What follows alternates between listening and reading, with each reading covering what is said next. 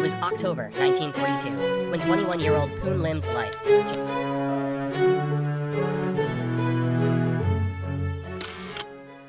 साल 1942 ये समय सेकेंड वर्ल्ड वॉर का टाइम था और नवंबर का महीना चल रहा था। एक शिप जो साउथ अटलांटिक में ट्रेवल कर रहा था, सब कुछ नॉर्मल लग रहा था।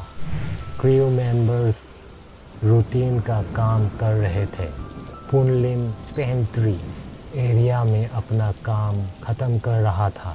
तभी एक ज़बरदस्त एक्सप्लोजन होता है। किसी को समझ में नहीं आया कि ये सब क्या हो रहा है। एक जर्मन यू बोट ने शिप को टॉर्पेडो से उड़ा दिया था।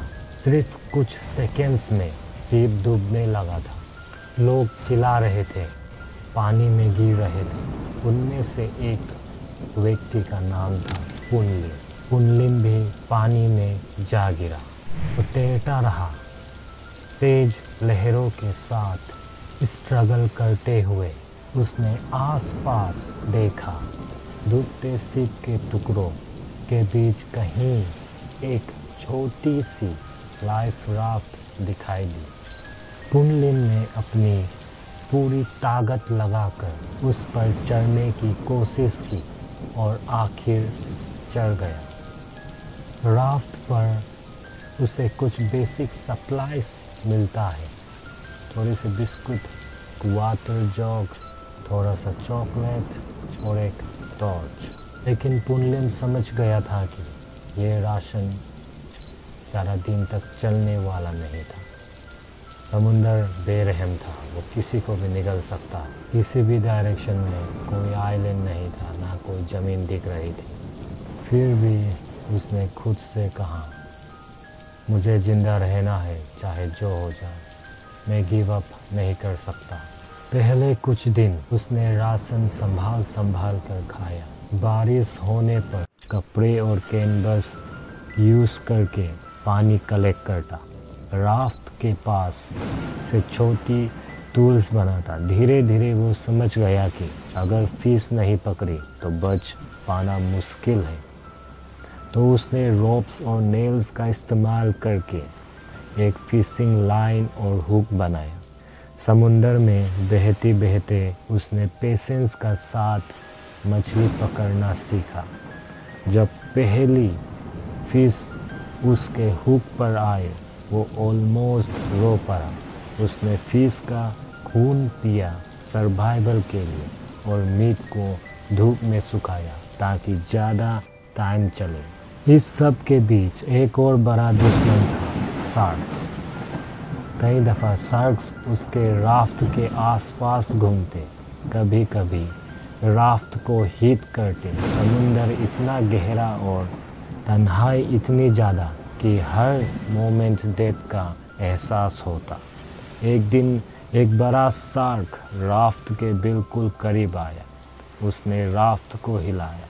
पुन लिम ने एक बैरल का तोप और नाइफ मिलाकर एक टेम्पोररी वेपन बनाया। पुन लिम खुद से कहता, मैं डरते हुए जिंदा नहीं रह सकता, हिम्मत दिखानी होगी। वो शार्क्स को बार बार दूर करता। आखिर वो समझ गया कि उसका बिगेस्ट प्रोटेक्टर वो खुद ही है। 50-60 दिन बीत गए। कभी धूप, कभी तूफान, कभी पानी की कमी, कभी फिश नहीं मिलती। बॉडी पतली हो गई, अंगूठा, गाल, कांधा सब कमज़ोर हो गए। एक दिन दूर से एक शिप गुजरता दिखाई दिया। पुन लिम ने अपनी शर्ट हवा में हिलाकर सिग्नल दिया। पुन लिम चिल्ला कर कहा, हे प्लीज़ हेल्प मी। पर शिप इतना दूर था कि किसी ने उसे देखा ही नहीं, यानी पुन लिम को कोई देखा ही नहीं। कुछ दिन बाद एक प्लेन ऊपर से गुजरा। प्लेन ने राफ्ट को नोटिस किया। दिल में झलक सी उम्मीद जागी, लेकिन वो जर्मन प्लेन था। सेकेंड वर्ल्ड वॉर में एनिमी को रेस्क्यू का चांस बहुत कम होता था। प्लेन ने पुनलिम को बस देखकर आगे बढ़ दिया। उम्मीद ऑलमोस्ट टूट गई थी, पर पुनलिम फिर भी हर सुबह खुद को मेंटली तैयार करता। पुनलिम खुद से कहता, मैं हर रोज़ थोड़ा थोड़ा जीतता हूँ। टाइम बहता गया। 90 दिन से 100 दिन, 120 दिन तक बीत गया। पुनलिम इतना कमज़ोर हो चुका था कि कभी कभी खड़ा होने में भी प्रॉब्लम होती, पर वो हर दिन छोटी छोटी रूटीन्स फॉलो करता, जैसे फिश पकड़ना, रेन वाटर कलेक्ट करना, राफ्ट को ठीक करना, अपने हौसले को संभालना। एक बार तो तूफान इतनी खतरनाक थी कि पूरी राफ्ट को उल्टाने वाली थी, लेकिन पुनलिम उससे संभलते संभलते हुए पूरी रात फाइट करता रहा। दूसरा आदमी होता तो शायद गिव अप कर देता, लेकिन पुनलिम बहुत ही खतरनाक इंसान था। 133 दिन हो चुके थे। एक दिन पुनलिम बहुत ही कमज़ोर हाल में राफ्ट पर पड़ा हुआ था। तभी उसने आवाज़ सुनी, लोगों की बातें। कुछ ब्राज़ीलियन फिशरमैन समुंदर में थे। उन्होंने एक अजीब सी राफ्ट को धीरे धीरे अपनी तरफ आते देखा। जब वो करीब आए, उन्हें राफ्ट पर एक आदमी बेहोश जैसा लगा। उन्होंने पुनलिम को उठाया, पानी दिया और अपनी फिशिंग बोट पर ले आया। हॉस्पिटल में ले जाकर ट्रीट किया। डॉक्टर्स भी हैरान थे कि कोई आदमी इतने लंबे समय तक बीच समुंदर में अकेला कैसे जिंदा रह सकता है।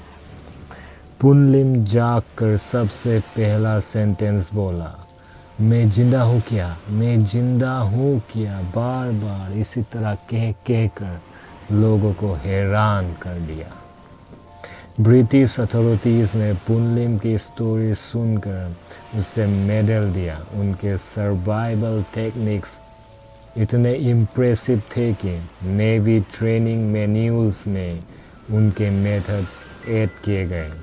आज भी सोलो सर्वाइवल के लिए 133 दिन का वर्ल्ड रिकॉर्ड किसी ने नहीं तोड़ा। उसका नाम हिस्ट्री में अमर हो गया। पुनलिम की कहानी एक सिंपल मैसेज देती है